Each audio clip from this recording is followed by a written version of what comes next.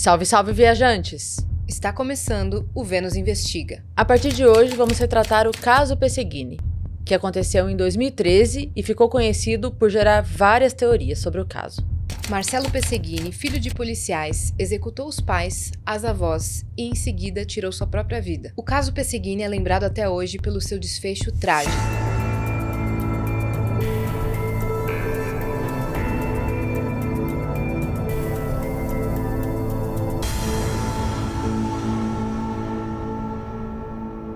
Em 5 de agosto de 2013, Marcelo Pesegini, com 13 anos de idade, executou a família durante a madrugada enquanto dormiam. Após o crime, foi à escola e seguiu a sua rotina de aulas. Porém, ele pediu autorização para sair mais cedo. Ao chegar em casa e se deparar com a chacina da família, ele disparou contra si mesmo. Com as investigações, evidências apontam que Marcelo era um menino super protegido por conta de uma condição médica. Passava muito tempo em casa e uma das suas atividades preferidas era jogar videogame, informação considerada por muitas pessoas relevante para o caso. Apesar disso, mantinha uma rotina relativamente normal, morando com a avó, a tia-avó e os pais, ambos policiais. Inesperado, o crime gerou comoção por parte da família que não acredita que Marcelo seja o autor dos disparos. Acredita em uma versão que seja um caso de vingança por parte de facção criminosa. Quem vai comentar esse caso é o nosso convidado, Coronel Telhada. Coronel Telhada é deputado federal por São Paulo, policial militar, atuou na rota e acompanhou de perto as investigações do caso Pesegini. É membro consultor da Comissão de Segurança Pública da Seccional Paulista da Ordem dos Advogados do Brasil. Coronel, o senhor se lembra da madrugada daquele crime? Eu jamais vou esquecer aquele dia. Eu já tinha aposentado da Polícia Militar, há mais ou menos um ano, eu era vereador naquela época. E eu sempre fiquei até tarde, todas as minhas funções, não só na polícia como na política, eu sempre fiquei até tarde no quartel, no gabinete. E aquele dia era mais ou menos umas 19 horas, 20 horas, mais ou menos nesse intervalo. E eu sempre deixo a televisão ligada depois do expediente para acompanhar se tem alguma novidade, até para fazer, tô sozinho para fazer mais barulho, deixar o ambiente menos tétrico, né? Eu deixar a televisão ligada. E eu tava vendo naquela época o programa, não lembro que canal que era, mas do Marcelo Rezende, já falecido. E ele entrou com uma notícia assim, atenção, nesse momento, uma família exterminada pelo PCC. Dali a pouco veio falar que era família de policial e eles fazem aquele sensacionalismo, né? E eu fiquei acompanhando. Quando ele falou que era um policial de rota, falei, mano, tinha acabado de sair da rota, tinha aposentado fazia um ano. Fiquei acompanhando quando falou que era a família do Pesegini, né? Nossa. O sargento Pesegini, ele foi meu sargento na rota, eu conheci o Pesegini há muitos anos, né? Era um excelente profissional de rota, um excelente policial militar. Inclusive, na época, uma das fotos que mais saiu dele no jornal foi ele recebendo uma medalha, que é a medalha do centenário do Batalhão Tobias de Aguiar. E aquela medalha, quem pôs no peito dele, inclusive, quem concedeu e pôs no peito dele fui eu, porque na hora que ele estava recebendo da família, eu fui cumprimentá-lo e acabei ajudando, né? E era um cara muito conceituado. Não porque tá morto, eu não teria por que elogiar ou falar mal da pessoa que tá morta, eu falo a verdade. Então, era um cara muito conceituado e muito querido no batalhão. E quando ele falou aquilo, me causou mais espanto aí no sargento. Eu ainda lembro que eu falei, não sei se foi pro Davi, meu assessor de imprensa, que eu falei, gente, essa noite vai ser guerra civil. Entraram na casa de um policial de rota, mataram a família, o PCC, essa noite vai ser um inferno. Mas aí me deu uma dúvida, eu sou meio cabreiro com as coisas, sabe? Eu sou um cara que, modéstia à parte, eu tenho muito tempo de policiamento, são 45 anos de polícia militar. A gente ouve a notícia, a gente filtra o negócio, tem uma coisa errada nessa história. E eu ainda falei, pô, eu vou pro local. Saí da Assembleia, saí da Câmara Municipal, eram umas 8, 8 e meia, que hora, nem lembro, Davi, 8, 8 e meia, e fui direto pro local. Eu morava na freguesia do Al naquela época, e era justamente ali no comecinho da Brasilândia, perto de casa. Peguei, fui com a minha viatura pro local, e eu lembro que chegando lá já tava um Major Olímpio lá, que na época era deputado estadual, e aqueles lotado de polícia, aquela loucura, polícia civil, polícia do 18º, polícia de rota, uma loucura, né? Com a experiência que eu tenho de policial, eu esperei, chegando no local, eu ia ver o quê? A primeira coisa que você imagina, invadir a casa de um policial. A primeira coisa que você imagina, um arrombamento. Deve ter forçado a porta, deve ter tido uma briga, uma luta corporal. Ninguém mata uma pessoa sem brigar, ainda mais um policial. O policial não se rende. E quando eu cheguei no local, apesar daquele povo estar todo lá, eu já fui observando esses detalhes. O portão de ferro da casa estava aberto, não estava arrombado. Tinha uma caminhonete só, uma S10 estacionada, não tinha mais carro nenhum. Para vocês terem uma ideia, era uma casa de frente e à direita era a casa que era do Pesseguini e da esposa dele. Tinha um degrauzinho, você subia. Quando eu entrei, a primeira coisa que eu fui na porta, olhei e não tinha sinal de arrombamento à porta. A porta estava aberta, não foi arrombada. Voltei um pouquinho, olhei a janela não estava arrombada, estava fechada. Quando você entrava na casa, você entrava numa cozinha, eu olhei na cozinha, vários copos de café, coisas, como uma pessoa tivesse jantado um dia antes, foi dormir e deixou a louça para lavar no outro dia. Só voltando um pouquinho, quando você levanta a história do Pesseguini, o que acontece? Nós estamos numa segunda-feira. No domingo, o sargento já havia faltado ao serviço. No domingo ou na segunda-feira de manhã ele já havia faltado ao serviço. O que causou estranheza. A polícia de rota não falta ao serviço. Ainda mais um Pesseguini que era um cara muito Vocês já sabiam correto. Que era muito... Não, era estranho. Mas como eu não estava na rota, eu não estava sabendo disso. Me falaram que ele havia faltado ao serviço, o pessoal havia ligado, havia tentado entrar em contato, não conseguiu, estavam tentando... Aí, o que aconteceu? Ele faltou no serviço na segunda-feira, a mulher dele faltou no serviço, então alguma coisa haviam notado que tinha uma coisa errada. Ligaram para o pessoal do 18º Batalhão, onde a mulher dele trabalhava, e um policial do 18º foi lá de manhã na casa, bateu palma, tal, a casa está fechada, não tinha ninguém, ele foi embora, não tinha porque ele entrar na casa. Até então não sabíamos de nada. Quando eu entro na casa, tem a cozinha e à esquerda uma porta que dava numa sala. Quando a gente entra nessa sala, tem 3 corpos. O Pesseguini, a esposa dele, Cabo Andréia, e o menino morto. 3 colchões no chão, não estavam na cama, e numa outra porta você tinha um quarto que estava vazio, que possivelmente eles puseram os colchões no chão, não sei se foi por causa de calor, não sei, enfim, o que aconteceu naquela noite. E na outra casa, não via uma outra casa, sério, não, eram 2 casas no quintal, na outra casa estava o corpo da mãe da Andréia e da tia dela, da irmã dela. Primeira preocupação, arrombamento. Não há sinal de arrombamento. A história para mim já caiu por terra aí. Se fosse alguém do PCC, alguém do crime organizado ou qualquer bandido que fosse entrar na minha casa para me matar, ele teria que arrombar a minha casa, que eu não ia abrir a porta para ele. Segundo, ele ia ter que lutar comigo. Os outros policiais também entenderam a mesma coisa que você entendeu ali sobre... de fato, não tem se os ânimos estavam alterados pela notícia de que teria sido o PCC? Como é que... Os ânimos alterados, todo mundo nervoso. Eu não sei se alguém notou ou não, porque eu creio que sim. O policial experiente, ele nota essas coisas. Não batia, né? Nós tivemos em centenas de milhares de locais de crime. A gente bate o olho, a gente sabe mais ou menos o que aconteceu, a dinâmica do que aconteceu. Aí eu comecei a conversar com os policiais e notamos justamente isso. Primeiro, o corpo do Pesseguini, ele estava dormindo. Você olhava o corpo dele, ele estava dormindo. Ao lado dele, a Andréia, de cócoras, né? Assim, deitada de frente, de cócoras, sobre os joelhos, o cabelo todo para frente. E ao lado, o menino, com roupa de escola, caído, com a arma ao lado dele. Estranho, né? Quando fomos na outra casa, a mesma coisa. A vozinha dele deitada, ela deitada de lado, com a mão sob a cabeça, um tiro na nuca. Não sei, não lembro exatamente que lado, né? Tô falando aqui, mas não lembro assim com detalhes, para falar lado A, lado B. Mas um tiro na nuca. E na outra cama, a tia deitada, segurando o lençol, o tiro, transfixou o lençol e bateu no peito dela. E havia um tiro em cima dela também. Foram 2 disparados contra ela. Então isso tudo foi o que nós vimos. Aí nós começamos a conversar e chegamos às seguintes conclusões. Primeiro, lembra que eu falei que só tinha uma caminhonete no quintal? Tinha mais algum carro? Não, eles tinham mais um carro. Ah, mas os caras entraram, roubaram, mataram a família. Será que fugiram com o carro? Mas não tem sinal de arrombamento, gente. A história não tá batendo.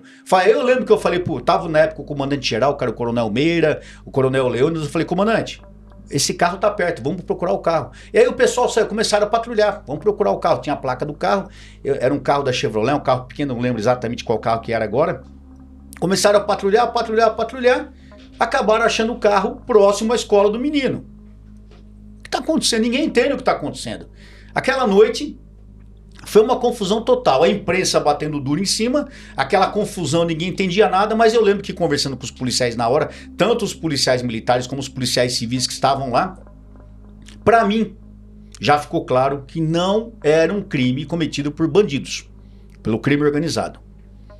E eu lembro que saindo de lá naquela noite, uma pessoa, não lembro de que canal de imprensa me ligou, eu falei, olha, por que eu fui falar isso, velho? Falei, para mim, não foi o crime organizado. Porque eu estava preocupado que ia ter uma guerra aquela noite. Sim. A polícia, entendendo que o crime organizado, a gente não sabe o que ia acontecer. Se tivesse sido, seria diferente. E quando eu falei aquilo, o repórter falou, mas coronel, o senhor tem certeza? Eu falei, eu tenho certeza. Não foi o crime organizado que fez aquilo, foi uma pessoa conhecida da família. Tá bom. Aí comecei a apanhar pra caramba, porque todo mundo falava, que o coronel Telhada tá defendendo o governo. Apanhei, porque o Olímpio também, o saudoso Olímpio, que Deus o tenha falecido, o Olímpio, não, foi o crime organizado, tenho certeza, foi o crime organizado, e começou em todos os programas falando isso, e eu ia justamente pra falar o inverso. Adivinha quem apanhou? Eu, né? Porque todo mundo queria que fosse o crime organizado. Todo mundo queria, porque seria a explicação mais lógica. No dia seguinte, E aí justifica também, né? Lógico. Justifica o crime uma ação. organizado, matar uma família ainda mais de policial, ok, tá valendo, né? Todo mundo acha que é normal, mas não é. Mas todo mundo seria mais lógico. Só que aí no dia seguinte começam a surgir as imagens. E surge aquela imagem que todo mundo viu, do carro estacionando em frente à escola. Aliás, eu moro lá perto, todo dia que eu passo naquela rua, não tem como não lembrar. O carro estacionando, ficando um tempo lá dentro a pessoa que está dirigindo o carro. De repente, quem desce do carro do lado do motorista? O menino. Nossa. O menino desce com a mochila e entra na escola. É mentira, eu cansei de ouvir isso, Cris. Cansei de ouvir. O Telhada tá inventando, o Telhada é louco. E compactuava com meus pensamentos o delegado, que era o responsável pela perícia técnica total. Eu e ele ficamos segurando essa versão até o final e seguro até hoje. Quem matou a família Pesseguini foi o menino. Só que eu, como cidadão, me ofende falar isso também. Eu sou pai, sou avô. É inacreditável você falar que um menino, aparentemente que vive bem com os pais, com a avó, com a tia-avó, matar todo mundo e se matar depois. Gente, é praticamente inacreditável isso. Nós podemos falar que isso é enredo de um filme de terror. Sim. Não e que é ele normal. foi dirigindo pra escola. Pois é, mas ele não sabe, ele sabe dirigir. Assim, meu filho aprendeu a dirigir com 14 anos. E é uma coisa que mexe com todas as pessoas, porque todo mundo se coloca num lugar que, então, o meu filho que se dá bem comigo pode amanhã, né? Todo mundo se coloca no lugar de um pavor que pode acontecer com qualquer um. E quando pode acontecer com qualquer um, dá medo em todo mundo, né? Mexe com o psique de todo mundo, mexe com a união da família, mexe com a paz familiar. Ninguém quer isso. Também não quero isso. Mas é a realidade. Infelizmente, o ser humano é assim. O ser humano é uma pessoa totalmente imprevista. O ser humano, ele nasce com problemas e pode levar problemas para a vida toda. Isso pode nunca aparecer, como pode surgir numa situação dessa. Enfim, no dia seguinte, com essas imagens que surgem, mostram o menino descendo e aí começam a aparecer situações de testemunhas, algumas pessoas na escola que ele já falaria isso. Aí a pessoa fala, nossa, mas uma criança de 14, 13 anos, 12 anos, não lembro exatamente a idade, saberia usar uma pistola? Tranquilamente sabe usar uma arma. A arma não é coisa impossível de usar. E é difícil filho de policial que não saiba usar uma arma. Porque a gente faz questão de explicar para a criança que aquilo é uma arma, que aquilo mata, que aquilo não é um brinquedo, justamente para evitar acidente. Mesmo assim acontecem acidentes. Os meus filhos atiravam desde criança, minha mulher atira, a minha família toda atira. Porque eu faço questão de ensinar, explicar como é o golpe, como você municia, todas aquelas coisas. Você tem o golpe da pistola, né? Como é o golpe na pistola, enfim, eu tenho certeza que ele também havia aprendido isso com os pais dele. Aliás, não era só o pai dele que era policial, era o pai e a mãe.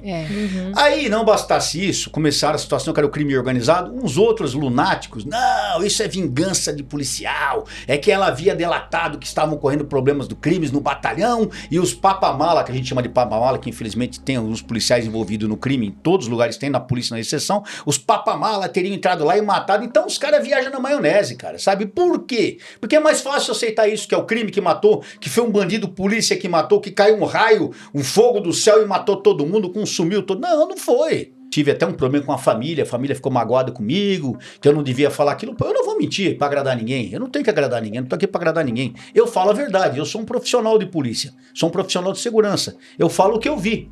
E eu afirmo novamente que quem matou a família foi o menino. Por quê? Como eu disse a vocês, o pai dormindo... Eu tenho a cena na cabeça.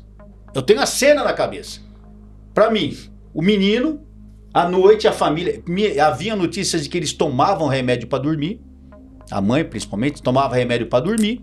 Talvez não sei, tomava remédios para dormir. O que está acontecendo? Na minha cabeça. Os três dormiam na sala, no quintal, e as duas senhoras na outra casa. O menino, ou espera os pais dormir com remédio, pode até ter colocado alguma coisa na bebida, no café, na água, alguma coisa. Os dois estão dormindo. Ele vai pegar a arma do pai, ele vai primeiro no pai, dar um tiro na testa do pai. Morre sem qualquer reação. Tanto que o corpo dele mostrava aquilo. Tava dormindo. Ele não levantou, o lençol estava perfeito, ele estava dormindo. Pesseguini morreu dormindo, ele não falou nem ai, ele morreu dormindo. Nesse momento, a mãe com o estampido, ela acorda, ela vê o filho, talvez não entendendo, não sei se ela vê o filho ou vê alguém na frente dela, ela vai de joelho na direção dele, entendeu? E ele atira, ela cai pra frente. Até tanto que ela cai pra frente, que é uma coisa típica, o cabelo vai todo pra frente. E assim fica. E assim ela fica, de cócoras, cabelo pra frente, perseguindo e dormindo. Aí ele vai pro outro quarto, vai na avó e dá um tiro na lateral da cabeça dela, lado direito dela, lado direito dela. A tia toma um susto, levanta na cama, ele atira, ele erra. O primeiro tiro acerta em cima, ele dá o segundo tiro, acerta no peito dela, tanto que ela está com o lençol que ela levanta aqui e já toma o tiro e cai, segurando o lençol com um tiro no peito. Ele, no dia seguinte, se arruma, põe a roupa de escola, porque o fato dele estar com a roupa de escola no local de crime chama muito a atenção. Mas por que ele tá todo mundo de pijama, ele de roupa de escola e a mochila de escola do lado? No dia seguinte, ou na mesma madrugada, porque ele chega na madrugada, ele põe a roupa de escola, pega a mochila, pega a chave do carro do pai, sai com o carro do pai, vai para a escola, frequenta a escola, fala para os amigos que matou o pai. Ele sempre falava, isso é mentira. Você acha que o cara vai matar o pai e a mãe? Ninguém acredita nisso. Você acreditaria? Você acreditaria? Eu mesmo não acreditaria. Ele, no final do dia, ele pega o final da aula, ele pega uma carona do compadre de um amiguinho, vai para casa, despede, ele volta para casa. Quando ele entra, ele se depara com aquela cena. Ou ele sente que ele fez uma baita de uma besteira e para ele de repente não tinha mais como viver, porque a família dele está toda morta, ou na alucinação que ele se encontra, ou se encontrava, ele fala, vou acompanhar minha família, e dá um tiro na cabeça, tanto que o tiro dele também é na lateral da cabeça, e cai com a arma do lado dele, ele vestido com roupa de escola. Para mim é simples, não tem novidade, não tem... Ah, mas isso é mentira, a cena do crime... Os caras estão acostumados a ver filme americano e acham que é aquilo lá mesmo, né? No próximo episódio de Vênus Investiga... E ele confirmou com todas as letras que realmente o menino sempre falou que ia matar os pais.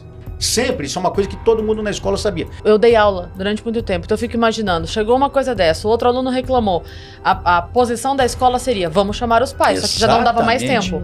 Mas agora eu te pergunto, será que algum aluno levou essa novidade? Pois eu creio que não, por quê? Ele devia falar isso direto, como ele vivia nesses joguinhos de matar, eu vou matar fulano, eu vou matar Beltrano, então...